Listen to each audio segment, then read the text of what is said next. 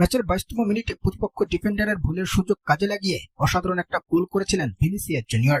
তবে অদ্ভুতভাবে সেটাকে ফাউলের আওতায় নিয়ে আসলেন ম্যাচ রেফারি, যেখানে চলমান বিশ্বকাপের শুরুতেই রেফারির বিতর্কিত আচরণ নিয়ে প্রশ্নবিদ্ধ করেছিল ফিফাকে আলজেরিয়া ফুটবল ফেডারেশন।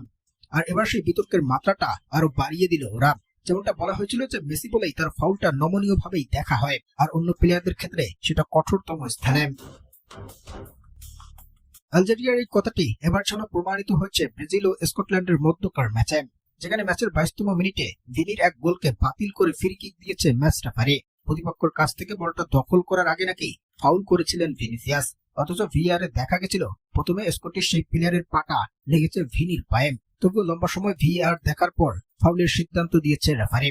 তবে যাই হোক, এতটাই ছোট্ট আর নগণ্য একটা ফাউল যেখানে ভিআর এর সাহায্য নিয়ে ধরা হয়েছে, সেখানে মেসির বেলায় তা একেবারেই নমনীয় আর একদম নিশ্চুপ ছিল রেফারি ও ভিআর এর সিদ্ধান্ত।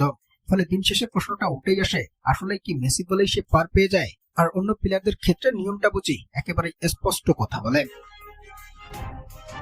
প্রদর্শকের ম্যাচে ব্রাজিল জিতেছে দাপুটে 3-0 গোলের ব্যবধানে, যেখানে দলের হয়ে 7তম এবং প্রথমার্ধের যোগ করা অতিরিক্ত সময়ের 3 মিনিটের মাথায় গোল করেছেন ভিনিসিয়াস জুনিয়র, এবং তার জোড়া গোলের পর ম্যাচের 60তম মিনিটে গোল করেছেন ম্যাথুইস কুনহা। আর 75তম মিনিটে কুনহার পরিবর্তে লম্বা সময়ের অপেক্ষার অবসান ঘটিয়ে মাঠে নামানো হয়েছিল নেইমার জুনিয়রকে।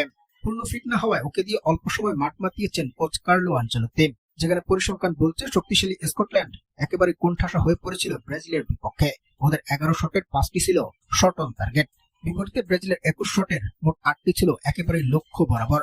বল দখলে ব্রাজিলের 54%-এর বিপরীতে 46% ছিল স্কটিশদের কাছে।